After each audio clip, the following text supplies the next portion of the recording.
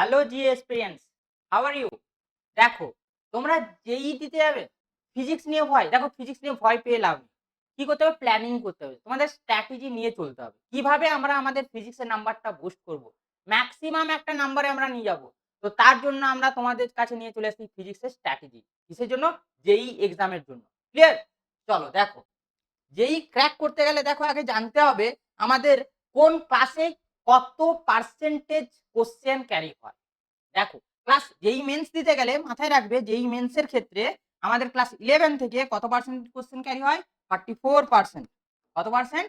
44%। এবং 12 থেকে কত পার্সেন্ট ক্যারি হয়? 56%। বাট যেই অ্যাডভান্স এর ক্ষেত্রে ঠিক এর উল্টোটা হয়। দেখো, এটা নিশ্চিতভাবে বলা সম্ভব নয়, কারণ জানো তোমরা এর কোনো ফিক্স তোমাদের সিলেবাস থাকে না, কোশ্চেন প্যাটার্ন থাকে না। তো এটা একটা অ্যাপ্রক্সিমেশন করে নিয়ে আসা হয়েছে তোমাদের কাছে। তো আমাদের মেইন টার্গেট হচ্ছে যেই মেন্স। এরপর দেখো, তোমাদের কোশ্চেনকে ভাগ করতে হবে। তোমাদের যে টোটাল কোশ্চেন থাকে তার মধ্যে ইজি কোশ্চেন থাকে 50%, মডারেট কোশ্চেন থাকে 30%, হার্ড কোশ্চেন থাকে 20%। তাহলে দেখো, আমাদের কম্পিটিশনে আগের দিকে যেতে হলে মাথায় রাখবে এই দুটোর উপর বেশি ফোকাস রাখতে হবে। কারণ যেটা ইজি হবে সেটা সবার জন্য ইজি, কিন্তু যদি মডারেট আর হার্ড কোশ্চেন হয় সেক্ষেত্রে দেখো যাদের প্রিপারেশন বেটার আছে তাদের মধ্যেই তোমার কম্পিটিশনটা যাবে। ক্লিয়ার? দেখো, এরপরে আমরা এখান থেকে কোশ্চেনের কিছু জোন আমরা ভাগ করব। Red zone very very important, অর্থাৎ এইখান থেকে তোমরা রেগুলার কোশ্চেন পাবেই পাবে। এই রেড জোন থেকে যে চ্যাপ্টার গুলো আমি তোমাদের কাছে দেব সেই চ্যাপ্টার গুলো থেকে কোশ্চেন আসবেই আসবে, একদম কনফার্ম থাকবে। ইয়েলো জোন বলতে মিডিয়াম এবং গ্রিন জোন বলতে ইজি। মাথায় রাখবে এই রেড জোনটার উপর ফোকাস সবসময় কিন্তু তোমরা বেশি রাখবে। দেখো, রেড জোনে যেই মেন্সের জন্য কি কি চ্যাপ্টার আছে? মডার্ন ফিজিক্স, তোমরা জানো এটা, current electricity, thermodynamics, unit and dimension, ray optics, semiconductor, circular motion, electrostatics, alternative current, gravitation. এই চ্যাপ্টারগুলো যদি কমপ্লিট করে রাখো তোমরা যেই মেন্সের জন্য এইখান থেকে কোশ্চেন আসার চান্সটা কিন্তু বেশি থাকে। ঠিক আছে? এরপরে দেখো ইয়েলো জোন। ইয়েলো জোনে কি কি আছে? Kinematics, moving charge, communication system, capacitor, EM wave, SHM, laws of motion, properties of solid.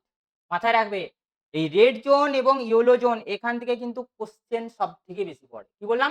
Red zone এবং ইয়েলো জোন থেকে যে চ্যাপ্টারগুলো তোমাদের কাছে নিয়ে এসেছি এই চ্যাপ্টারগুলো যদি কমপ্লিট করে রাখো মাথায় রাখবে 80 থেকে 90% কোশ্চেন কিন্তু তোমরা এখান থেকেই পেয়ে যাবে।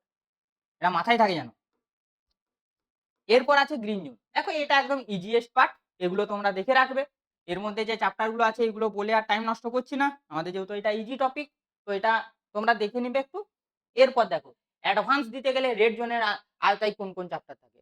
অ্যাডভান্সের ক্ষেত্রে geometrical optics, electrostatics, rigid body, EMF, modern physics, thermodynamics, fluid mechanics, nuclear physics and current electricity. এই চ্যাপ্টারগুলো তোমাদেরকে ভালো করে দেখতে হবে যেই অ্যাডভান্সের ক্ষেত্রে। ওকে, চলো এরপর ইউলো জোনের দেখো চ্যাপ্টারগুলো কি কি আছে। সাউন্ড আছে, মেজারমেন্ট অ্যান্ড এরর আছে, হিট ট্রান্সফার আছে, সেন্টার অফ মাস আছে, ইএমআই আছে, সিম্পল হারমোনিক মোশন অর্থাৎ এসএইচএম আছে, ক্যাপাসিটর, গ্র্যাভিটেশন। এরকম টোটাল তোমাদের কাছে টোটাল কতগুলো চ্যাপ্টার নিয়ে এসেছি দেখো, টোটাল 13টা। যেই অ্যাডভান্স দিতে গেলে অবশ্যই এই রেড জোন আর ইয়েলো জোনের এই চ্যাপ্টারগুলো কিন্তু কমপ্লিট করে রাখবে তোমরা। কি বললাম? রেড জোন এবং ইয়েলো জোনের যে চ্যাপ্টারগুলো আছে এগুলো কমপ্লিট করে রাখবে।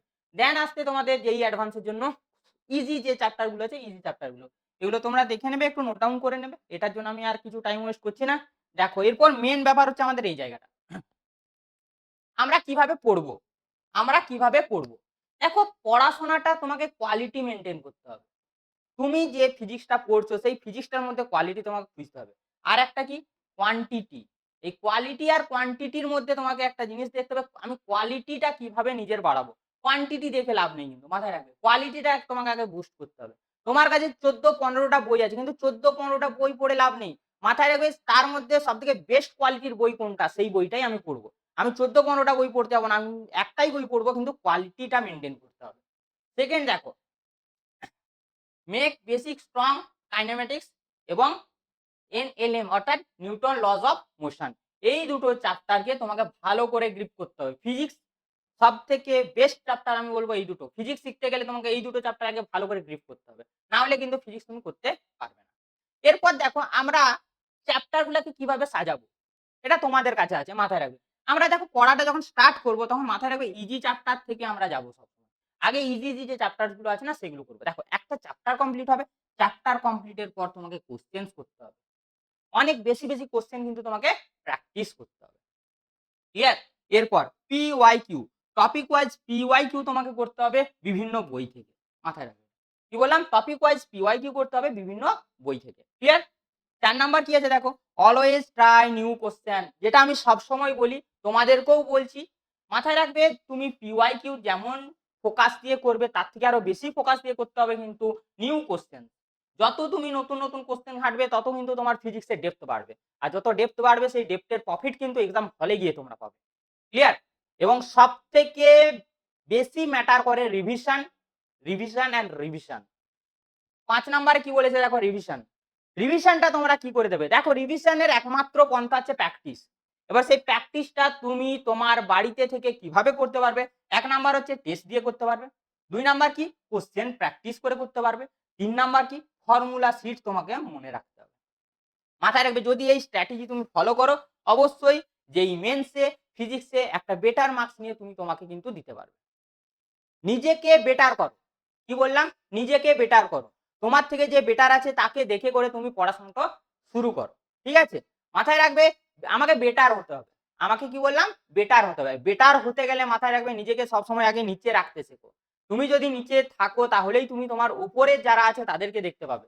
তুমি কখনো ভাববে না যে আমি সবার উপরে আছি। তাহলে কিন্তু তোমার ইমপ্রুভমেন্ট আসবে না ফিজিক্সে। এটুকু মাথায় রাখবে। ক্লিয়ার? আশা করি তোমাদের বোঝা গেছে যে স্ট্র্যাটেজি বললাম স্ট্র্যাটেজি নিয়ে পড়াশোনা শুরু করো। প্রত্যেক বছর কিন্তু তোমরা আমি আশা করছি তোমরা একটা ভালো ফল পাবে এবং রেজাল্ট পাবে। এরপর দেখো যদি ভিডিওটি তোমাদের প্রফিট হয়ে থাকে, তোমাদের যদি ভালো লেগে থাকে তাহলে একটা ছোট্ট করে কি করবে সাবস্ক্রাইব করবে, লাইক করবে, শেয়ার করবে এবং একটা কমেন্ট করে যাবে। ওকে? Bye by.